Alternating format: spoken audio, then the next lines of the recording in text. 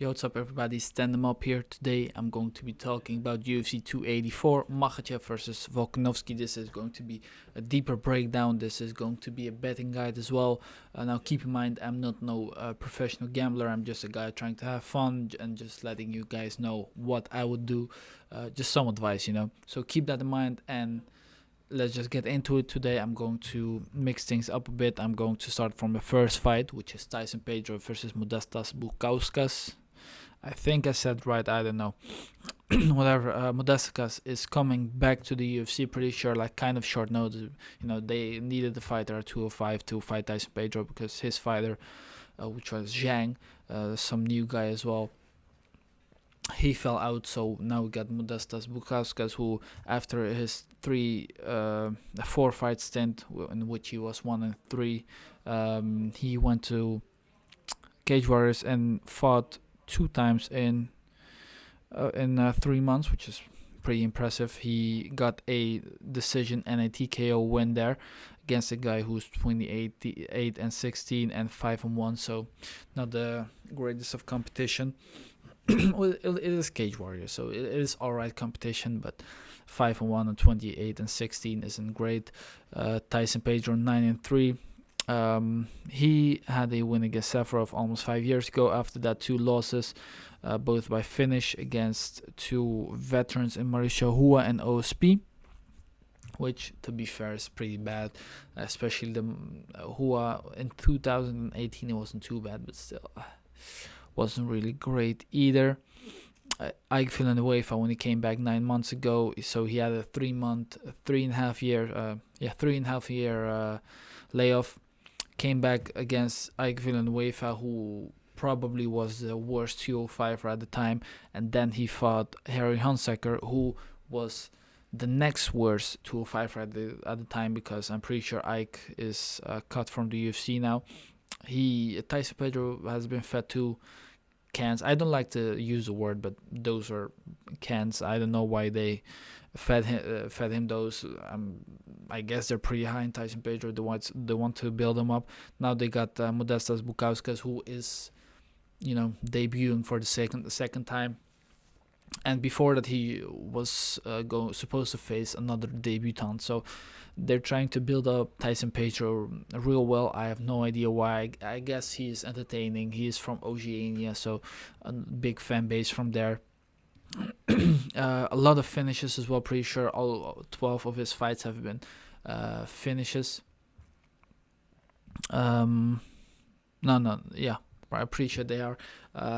And also, I'm 99% sure that his fights that have gone past the first round, he hasn't won them. So all his wins are in the first round. He beat Khalil Roundtree like 3 seconds before the first round ended. So he has some pretty good wins at the UFC level. Like, besides these 2, Safarov isn't one of them, but Roundtree, for example, pretty good win. And Roundtree did beat the shit out of Modestas Bukauskas on the feet. And I feel like Tyson Pedro will do the same.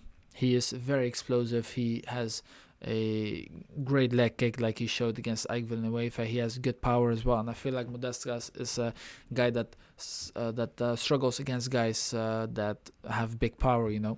Against a guy like Michal Olejniczak, close fight. Against Jimmy Crute, he got knocked the fuck out. It was real bad. And Jimmy Crute isn't a great striker either. Tyson Pedro is, in my opinion, much more layered. He has good kicks, he has good teeps, and I feel like he's the better striker overall.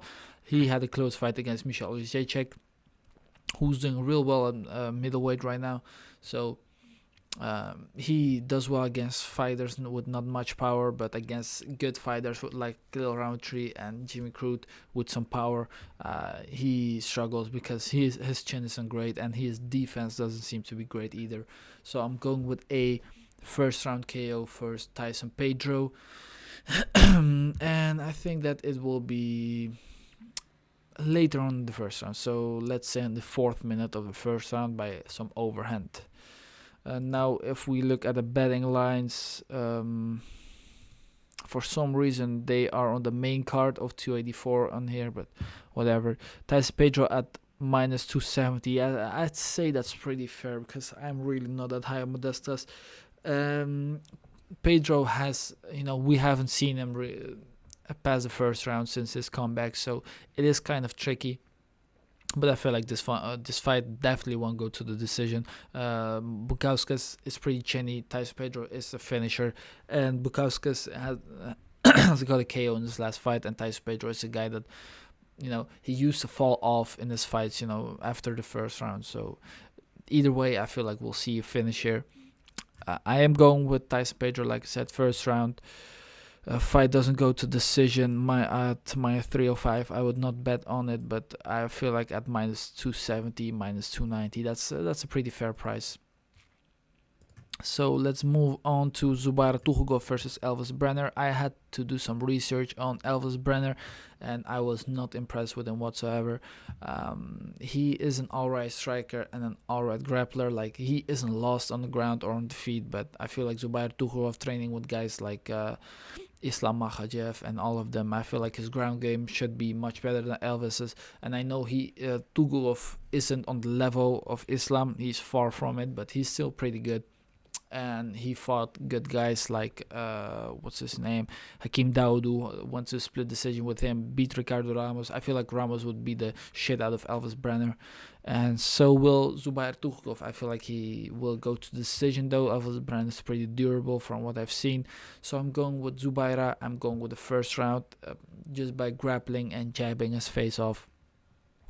Elvis Brenner, in his last two fights, I've seen the fights and it wasn't too impressive whatsoever. He has pretty good submissions, but Zubair Tukhugov, I feel like he's too good. He's faced better level of opposition, and Elvis Brenner really doesn't have good offensive grappling. I feel like Tukhugov could counter that pretty easily and get a. I'm going with a decision. So let's see. This one is on the prelims. Fight goes to decision at minus 145. I do like that one because Zubaira isn't a big finisher. If we look at his wins, decision, Kevin Aguilar, but Kevin Aguilar at that time pretty washed. Decision, split decision, decision, not decision. So he is a guy that goes to decision mostly. Ernest Chavez, these were from a long time ago. Elvis Brenner is pretty tough. Pretty sure he's from Shooter Box Diego Lima. So those guys are tough. So I'm going with Tukhugov by decision at minus 145. That makes sense to me.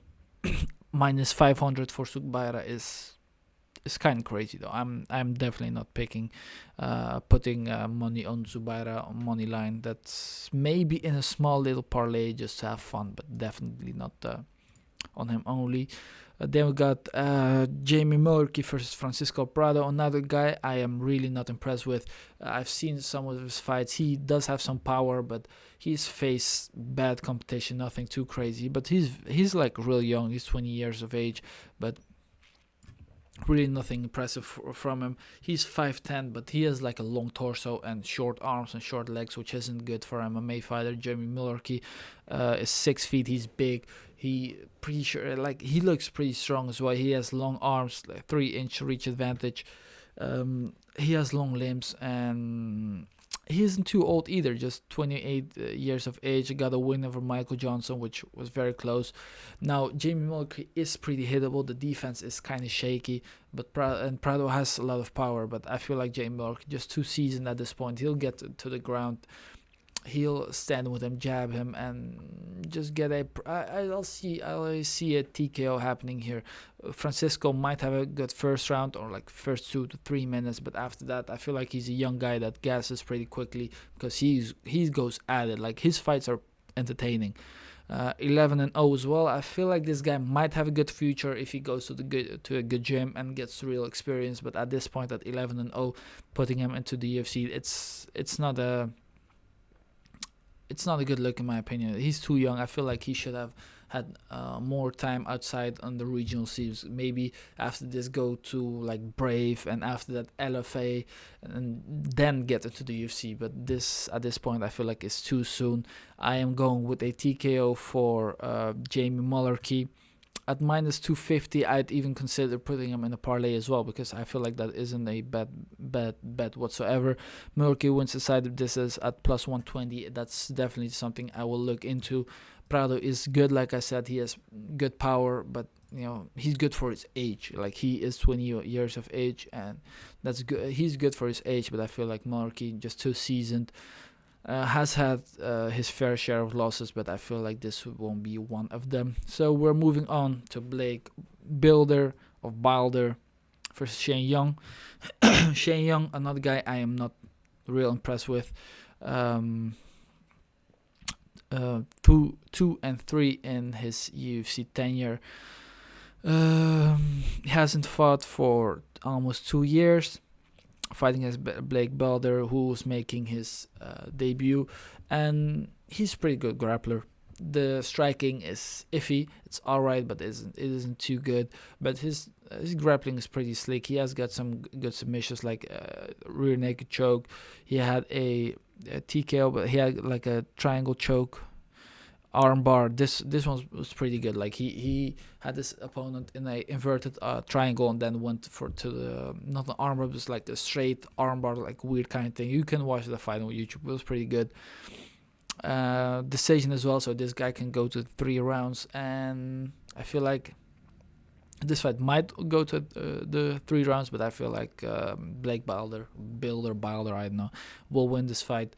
He is a small on the underdog in this fight, plus 105, plus 104, but it's a close fight in my opinion. Shane Young is probably the better striker. Blake Bilder's probably the better grappler, so grappler versus striker type thing. I have no idea who will win. I think it's going to be Blake, but it's going to be close, and I am definitely not putting money on this fight. Loma Lookboonmee versus Elise Reed, women's MMA, not too high level women's MMA as well. Normally I wouldn't put money on this, but Loma Lookboonmee is I like her. She has good Muay Thai. She has pretty good takedown defense as well. She beat Denise Gomez not too long ago, lost to Lupita Godinez a year ago, but Lupita looked great in that fight.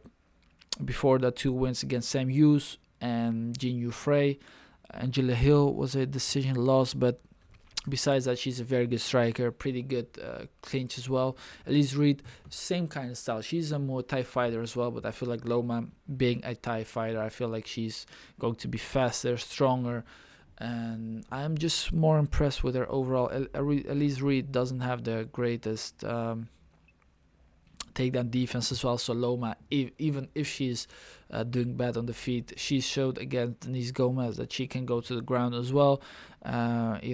Elise Reed lost to Sam Hughes by TKO in the 3rd round, while Loma looked real good against her. So I'm going with Loma Lookboonmee. This fight will probably go the decision. Let's see what the odds are. Minus 295, minus 275. I feel like it's a little bit wide, but it's fair. Loma wins inside distance, not in Lookboonmee bad decision, minus 115. That's all right. I would have wished that it was plus money, but minus 115, I might throw it in the parlay, because I really do feel like she will win, but she isn't a big finisher, so all her wins in the last 5 fights have been by decision, and Elise Reed's pretty tough. She's a good Muay Thai fighter as well, and she showed case her chin against Melissa Martinez. So I'm going with Loma by decision. Clayton Rodriguez versus Shannon Ross. This is a good fight as well, but I feel like Clayton Rodriguez should get this done pretty comfortably. I don't know why Shannon Ross gets this chance, probably because they needed someone on short notice, and Shannon Ross was there, the Turkish delight. Lost against Vinicius Salvador pretty badly. Like, Salvador, in some moments, he was like kind of playing with him and stuff, and then knocked his ass out in the 1st or 2nd round, I can't remember. But I feel like Clayton Rodriguez could do the same without the playing. I mean, he's very strong, especially in the 1st round. He's very explosive, very fast, very strong, and I feel like that, that's a problem for Shannon Ross. I think that Clayton Rodriguez is a good grappler, good striker. He's kind of measured for his for his experience, 7-2, and I think that he will get it done. I think he'll get it done inside the distance as well. It's not something I'd bet on, but I feel like Clayton Rodriguez could KO or TKO Shannon Ross pretty comfortably. Minus 270, yeah, that's about right. Let's see, Rodriguez wins inside distance plus 190. That's something I might look into. But let's just see what his record holds. Decision, rear neck choke, TKO, punches, submission. So he has a finisher, but nothing too crazy. If Shannon Ross has been finished a few times, then I'll think about it.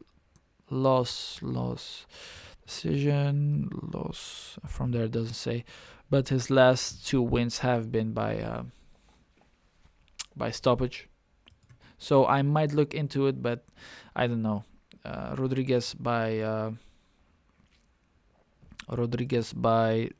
inside the distance at plus 199. I don't think I'll bet it, but it's something to look into for sure. So let's move on to Joshua Kulibov versus Melzik Baghdasaryan. Now this is a very close fight, 10-1, 7-1. Melzik is the older guy. I thought he was pretty young, but he's 31 of age already, which is pretty sad to see. I thought he was like 24, 25 years of age. Guy looks very young. I guess he's very old though. A lot of kickboxing experience. Now to get into MMA. His last fight was over a year ago. He's fighting Joshua Kulibov, who's a good striker as well. But I feel like Melzik just a bit more seasoned, a bit more experience, fights like a guy who has the experience, a lot of good kicks, good teeps, good power as well, and he has the cardio to go 3 full rounds. Joshua Kulibov is very fast, very explosive as well, has deceiving power, has knocked down Seung Woo Choi like 3 times in their fight, but Seung Woo Choi doesn't have the greatest chin, as we've seen in his last fight. He got dropped like 3 times as well. Melzik, he's a good counter striker. He's a guy that will go forward too much. We saw that against Bruno Souza. He was kind of a outside striker as well, like Melzik. So there wasn't too much action going on. But Melzik won that fight, and I feel like he'll win this fight as well. If we look into the odds, minus 115, minus 105. I think that Melzik Baghdasaryan at minus 105. It's pretty good. I would go with him. I guess he's a small underdog, but him by decision. Let's see, Baghdasaryan by decision at plus 245. It's pretty good. I might get on that. Melzik is a guy that really impressed me in his UFC debut against Colin Anglin. Joshua Kulibov, who is good, but he hasn't impressed me too much. I think that the gun, Melzik Baghdasaryan, will keep the fight standing, will keep the fight in his own distance. A lot of kicks, a lot of teeps, a lot of jabs, and that way he'll go to the decision and beat Joshua Kulibov. Moving on, we got Jack Jenkins versus Don Shainis. A lot of short notice guys coming in. I'm pretty sure Don Shainis came short notice as well. Again, just like in this fight against Sodiq Yusuff. I might be wrong though. Jack Jenkins really impressed me. I've looked into this guy as well. His last few fights, real good. He is a guy with good striking, with good grappling as well, real well-rounded. He has good knees. He is strong in the clinch. He looks strong overall. He's pretty big for 145, 5'7", but he's thick. Don Shainis is too, though. Don Shainis got into the UFC short notice against Sodiq Yusuff. Before that, he faced bad competition, man. 9-7, 16-8, 16-104. That's crazy. Jay Ellis, journeyman who's fought a lot of people like Anthony Pettis, Colby Covington, Gerald Meerschaert twice.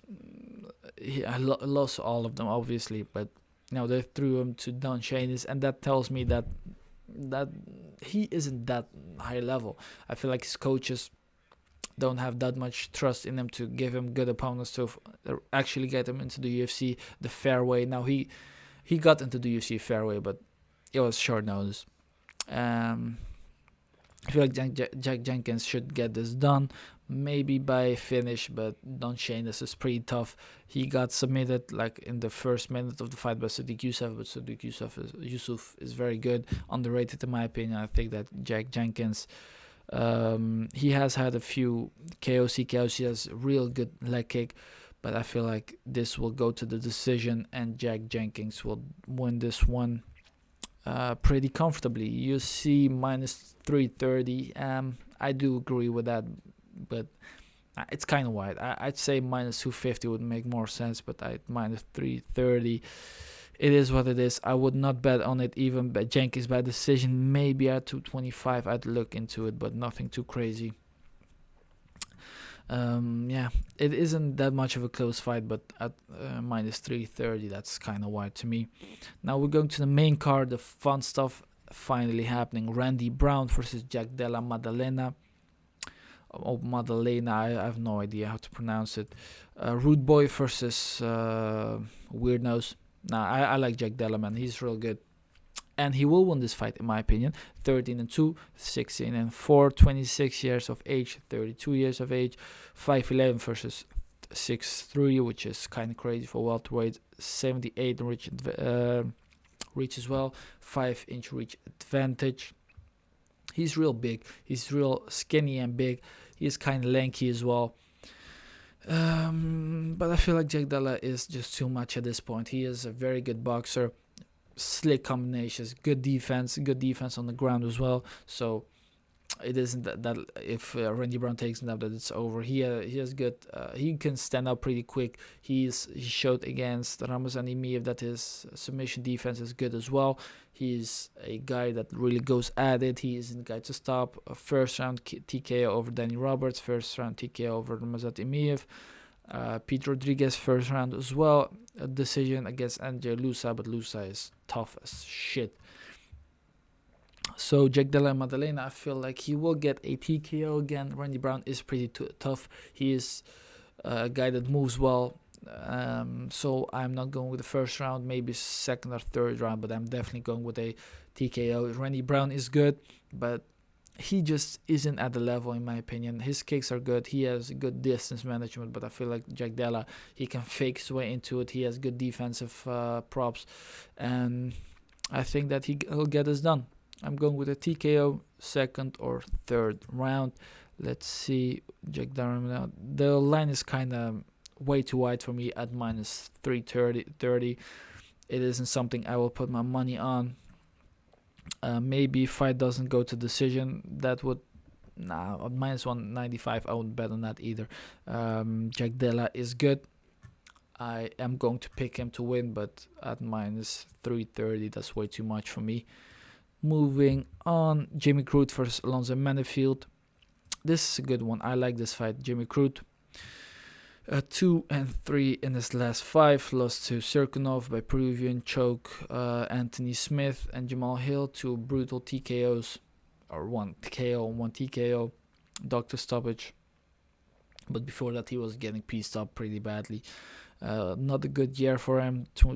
2021-22 were good years for him. I've come to understand that he had some drinking problems as well.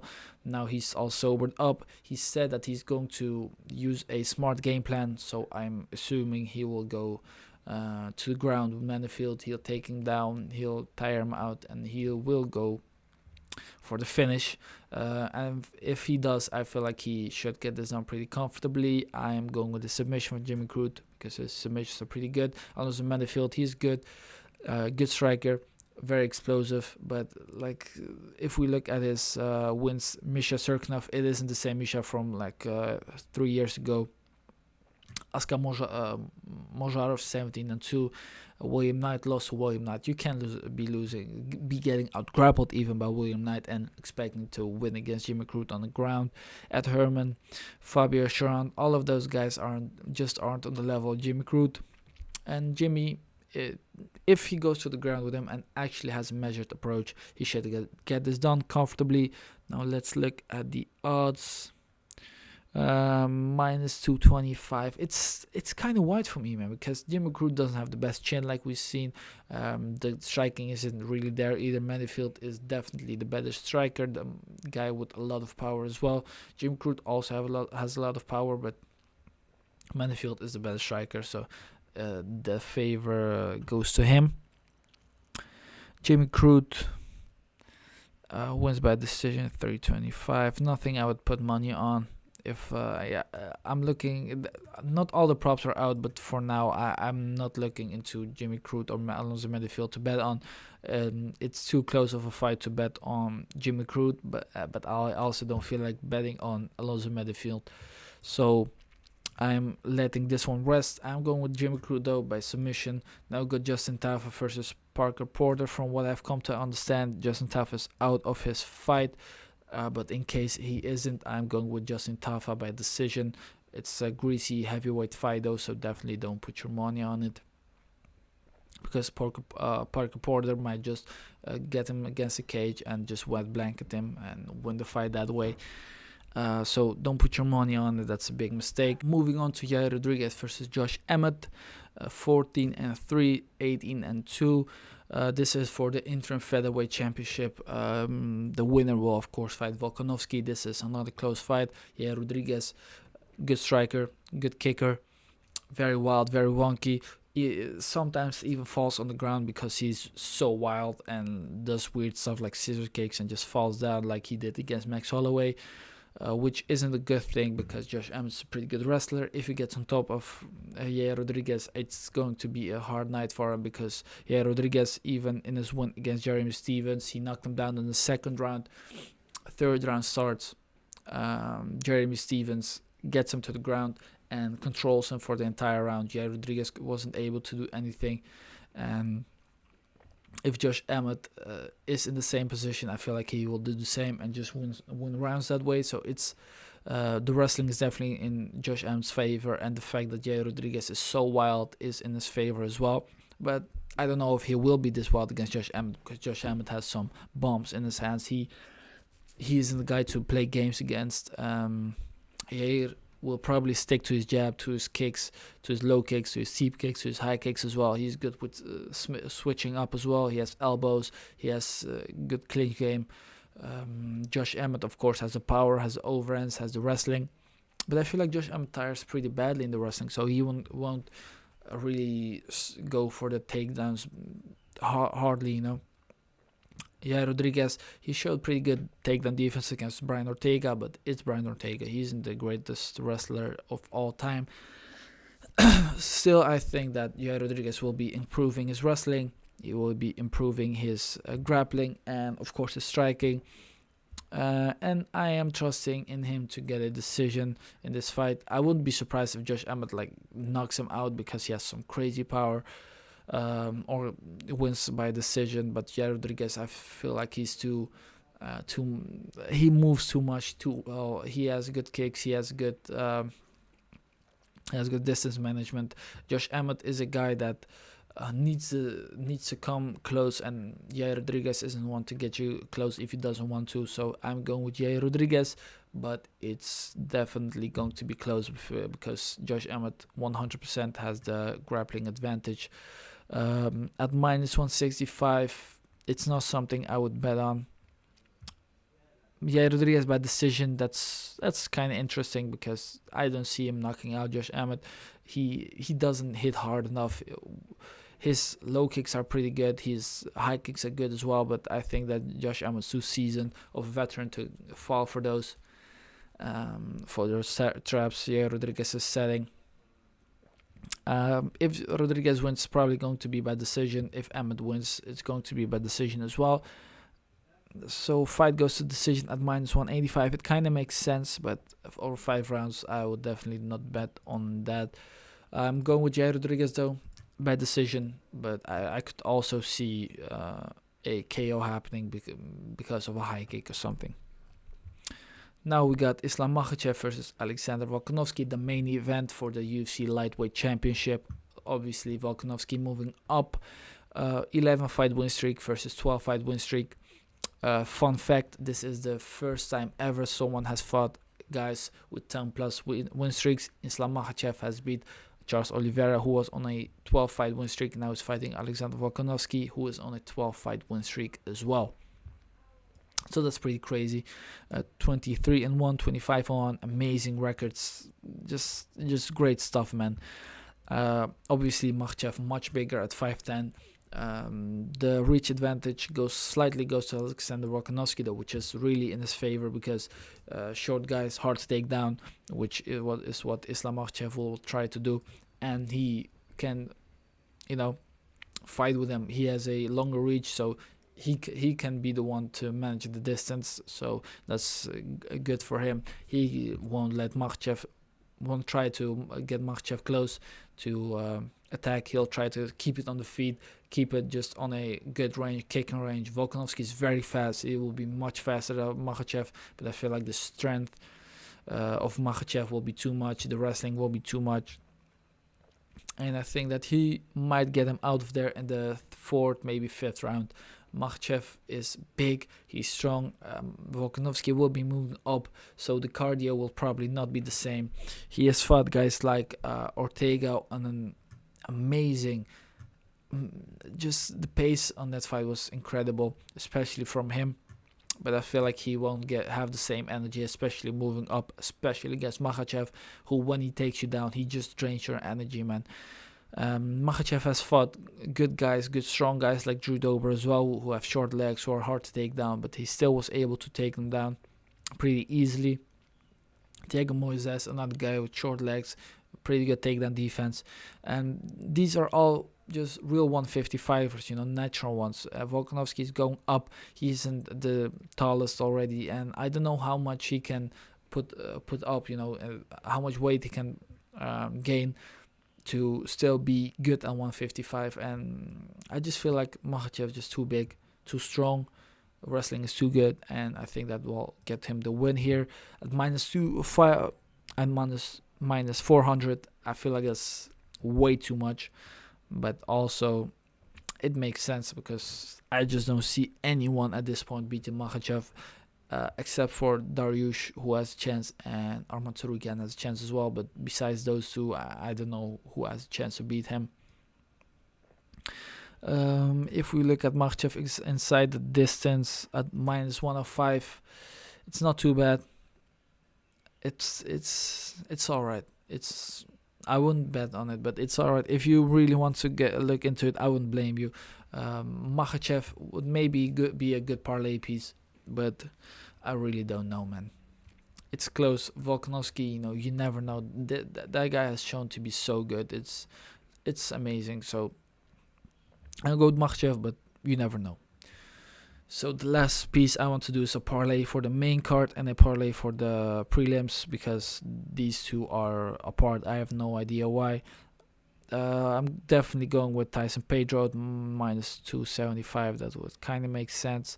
I am going with, let's see, sure, Jimmy Crute. Why not? If he really fights the way he said he will, I feel like he should get it done pretty comfortably. And yeah, let's go with Jack Della Maddalena. I feel like Josh Emmett against Yair Rodriguez, maybe Rodriguez by decision is good, but besides that, I won't put money on it. Islam Makhachev at -400. You know what? I'd rather have him at -400 than Jimmy Crute at -225, to be honest, because Islam Makhachev, you know what he's gonna do. He's great. Jimmy Crute, kind of a wild card, so I'd rather just not bet on him. At +127, it's alright. Tyson Pedro, Jack Della Maddalena, and Islam Makhachev. Now let's go to the prelims. Let's make another parlay. Loma Lukbumi, I'm going with Loma by decision. I feel like this is a fair price. Jamie Mullarkey, definitely going with him.